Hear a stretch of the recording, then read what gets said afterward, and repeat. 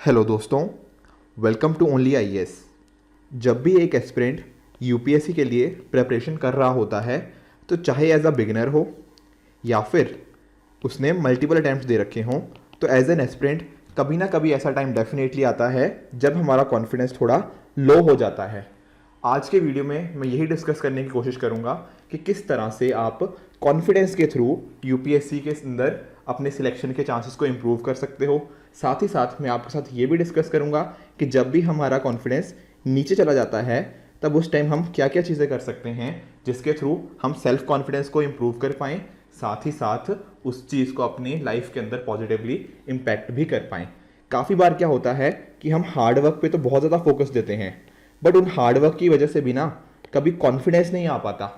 तो कहीं ना कहीं जो ये मिसमैच होता है ना, इसको तो डिस्कस करेंगे कि किस तरह से हम एक प्रॉपर तरीके से हार्ड वर्क करें एंड उसके थ्रू अगर हमारे पास कॉन्फिडेंस आए तो हम इस एग्जाम को थोड़ा बेटर क्रैक कर सकते हैं, राइट। एक मैं छोटी सी एग्जांपल आपको देना चाहता हूँ माइकल जॉर्डन के बारे में।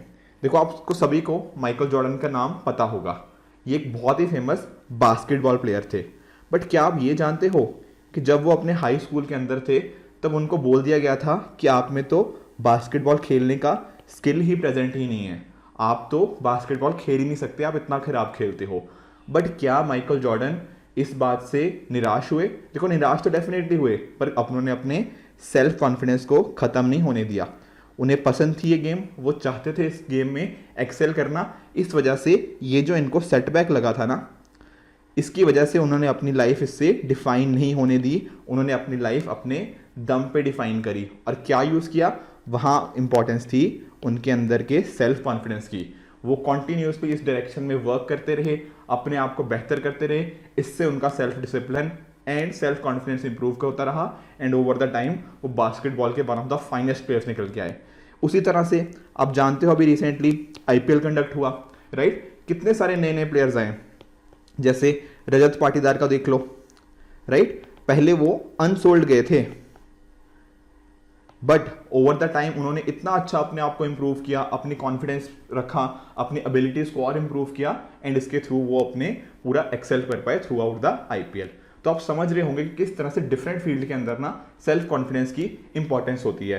तो अब ये जान लेते हैं कि जो हमारा सेल्फ कॉन्फिडेंस कभी ना कभी नीचे आ जाता है उसका रीजन क्या है। देखो, जब भी देखो यूपीएससी एक काफ़ी टफ एग्जाम है, नो डाउट अबाउट दैट। तो जब भी ये एग्जाम को हम स्टार्ट करते हैं ना, काफ़ी बार हमें अपने आप पे सेल्फ डाउट आने लग जाता है कि क्या मैं इतनी सारी चीज़ें पढ़ भी सकता हूँ या नहीं, क्या इतनी चीज़ें रिवाइज कैसे होंगी, ये करंट अफेयर्स कैसे करना है, so on and so fourth. इस वजह से हमारे अंदर आ जाता है सेल्फ डाउट। ये सेल्फ डाउट फर्स्ट स्टेप होता है। एक बार ये आया, फिर इसकी वजह से हमारा कॉन्फिडेंस नीचे जाने लगता है।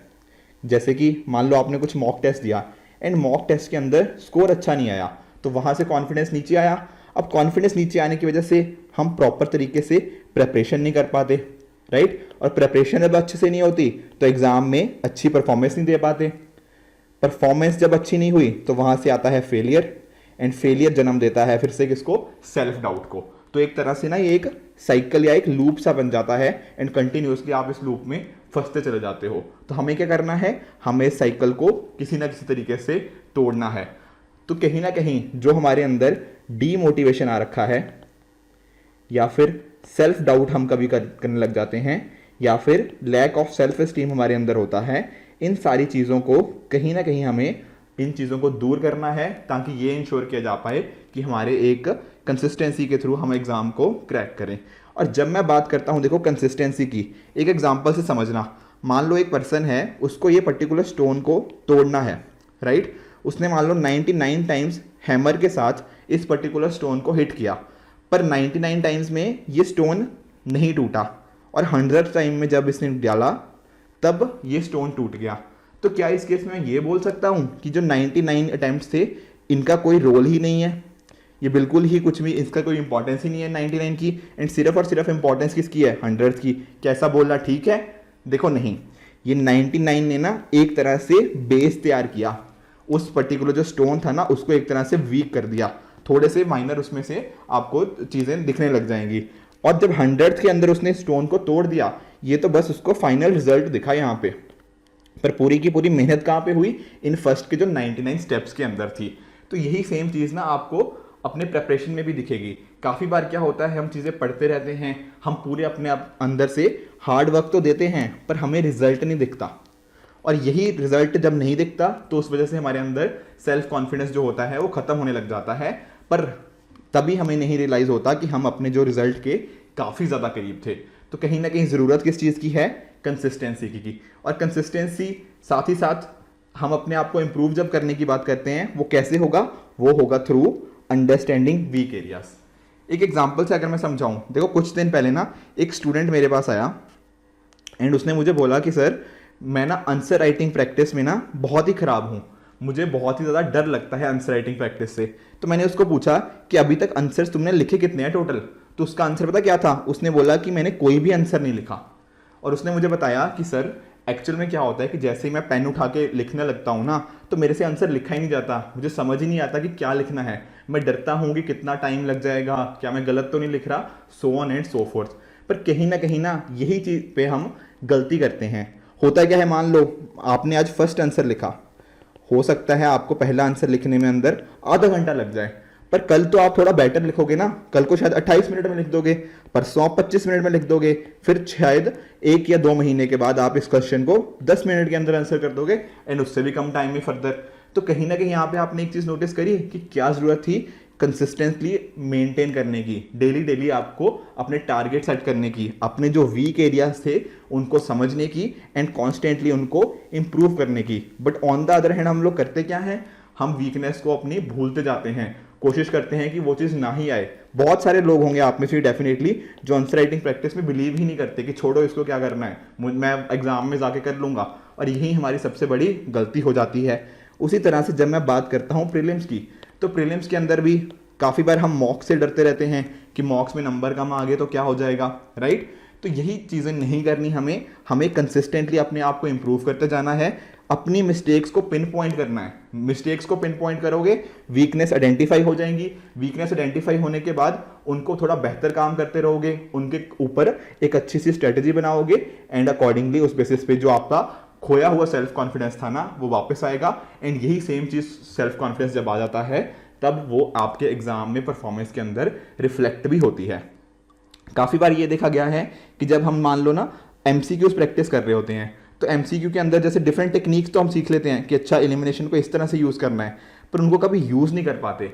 और जब हम यूज़ नहीं करते तो डायरेक्टली एग्जाम के अंदर जब हम चीज़ें करने की कोशिश करते हैं तो वहाँ पर हमें फिर से डाउट आ जाता है कि पता नहीं मैं सही कर रहा हूँ या नहीं कर रहा हूँ। तो इसका तरीका यही है कि आपको कॉन्स्टेंटली इन पे वर्क करते रहना है अपने वीक एरियाज़ के ऊपर। ये देखो जो सेल्फ कॉन्फिडेंस वाला पार्ट है ना, ये कोई एक दिन का पार्ट नहीं है कि आप आज से सोचो और कल से आपके अंदर सेल्फ कॉन्फिडेंस आ जाएगा। ये एक प्रोसेस है, ठीक है ना। तो प्रोसेस कॉन्स्टेंटली आपको अपने अंदर इंप्रूवमेंट करते रहनी है, 1 डे एट अ टाइम। और इस तरह से जब आप लंबे टाइम के लिए अपने अंदर इंप्रूवमेंट को करते रहोगे तो डेफिनेटली ओवर टाइम आप बहुत अच्छे हो जाओगे इस पर्टिकुलर चीज़ के अंदर। उसके साथ ही काफ़ी बार क्या होता है कि हम आसपास के जो लोग होते हैं वो सही नहीं होते। जैसे फॉर एग्जांपल कुछ ऐसे लोग होते हैं जो हमें लेट डाउन करते हैं या फिर जो नेगेटिव थॉट्स को हमारे अंदर लेके आते हैं। तो हमें क्या करना है, इन पर्टिकुलर लोगों से जो बोलते हैं कि अच्छा तुम तो कुछ कर ही नहीं पा रहे, जो इस टाइप के नेगेटिव थॉट्स लेके आते हैं उनसे दूर रहना है। उसके साथ ही साथ देखो हर किसी के ना टफ डेज आते हैं, आपके भी मेरे भी सबके आते हैं, जब हम थोड़ा डाउन फील करते हैं। बेसिकली लाइफ क्या है, अप्स एंड डाउन ही तो हैं। तो इन पर्टिकुलर अप्स एंड डाउन्स के अंदर ना आपके कुछ ऐसे लोग होंगे जो आपको बहुत ज़्यादा मोटिवेट करेंगे, जो आपका हमेशा साथ देंगे। ये आपके पेरेंट्स हो सकते हैं, आपके कुछ क्लोज फ्रेंड्स हो सकते हैं, कुछ मेंटर्स हो सकते हैं, या फिर हम में से कोई जो फैकल्टी मेंबर्स हैं, ये सारे हो सकते हैं। तो इन पर्टिकुलर जिसके भी ऊपर आपको पूरा भरोसा है ना, उनको अपने पास रखो। जब भी कोई ज़रूरत पड़ती है, कभी ना कभी आपको, जब भी इस टाइप की सिचुएशन आप फेस करते हो, जब आपका कॉन्फिडेंस थोड़ा नीचे होता है, टॉक टू देम, ठीक है ना। ये आपको बहुत अच्छी मेंटरशिप प्रोवाइड करेंगे किस तरह से, राइट, कि आपको इस सिचुएशन से बाहर निकालने के लिए। And they will be the people who will bring out the best in you, right. तो ये पर्टिकुलर स्किल भी बहुत ज़्यादा जरूरी है ताकि इंश्योर किया जा पाए कि जो नेगेटिव थॉट्स हैं वो आपसे दूर रहें एंड आपका जो सेल्फ कॉन्फिडेंस है वो वापस आ पाए। उसके साथ ही साथ ज़रूरत है एक अच्छी विल पावर की, राइट। अब विल पावर कैसे आती है, देखो बहुत सारी चीज़ें हो सकती हैं।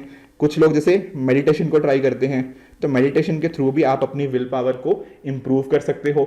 आपकी लाइफ के जो भी बैड एक्सपीरियंसेस होते हैं, कुछ लोग जैसे होते हैं ना कि कुछ पास्ट के अंदर कुछ बैड एक्सपीरियंसेस होते हैं, उसकी वजह से विल पावर काफ़ी नीचे चली जाती है। तो कहीं ना कहीं आपको इन बैड एक्सपीरियंसेस को अपनी लाइफ से रिमूव करना है। जो भी लोगों की एक्सपेक्टेशंस हैं उनको अपने आप पे पॉजिटिवली कंट्रीब्यूट करना है, एंड उनका जो नेगेटिव इम्पैक्ट आपके ऊपर आता है उसको नहीं आने देना। तो इन डिफरेंट तरीकों से आप अपने चीज़ों को ठीक कर सकते हो, एंड जो आपका सेल्फ कॉन्फिडेंस है वो वापस आ सकता है इन डिफरेंट स्टेजेस, चाहे वो प्रीलिम्स हो गया, मेंस हो गया, एज वेल एज इंटरव्यू हो गया। एक चीज़ मैं लास्ट ही आपको बता दूं कि जो सक्सेस है ना, या फिर आप कॉन्फिडेंस ही बोल लो, जो कॉन्फिडेंस है ना वो डायरेक्टली प्रोपोर्शनल होता है हार्ड वर्क के ऊपर। तो कहीं ना कहीं जैसे जैसे हम हार्ड वर्क ज़्यादा करते रहेंगे उतना हमें अपनी प्रिपरेशन पे भरोसा ज़्यादा होता रहेगा, एंड उस भरोसे के वजह से हम कहीं ना कहीं अपनी सक्सेस तक पहुंच सकते हैं। तो ये एक इंक्रीमेंटल प्रोसेस है, आपको डेली बेसिस पे अपने आप में इंप्रूवमेंट करते रहने हैं, ताकि जब आप लॉन्ग टर्म में अपने आप को पीछे मुड़ के देखोगे आप रियलाइज करोगे कि हाँ ये पर्टिकुलर मोमेंट था जब मैंने चीज़ों को थोड़ा थोड़ा बेहतर करते लगा, एंड अब जब मैं लंबे टाइम की तरफ देखता हूँ तो मैं काफ़ी ज़्यादा आगे आ गया हूँ, राइट। तो इसी तरह से आपको भी अपने एंड पे हार्ड वर्क करते रहना है।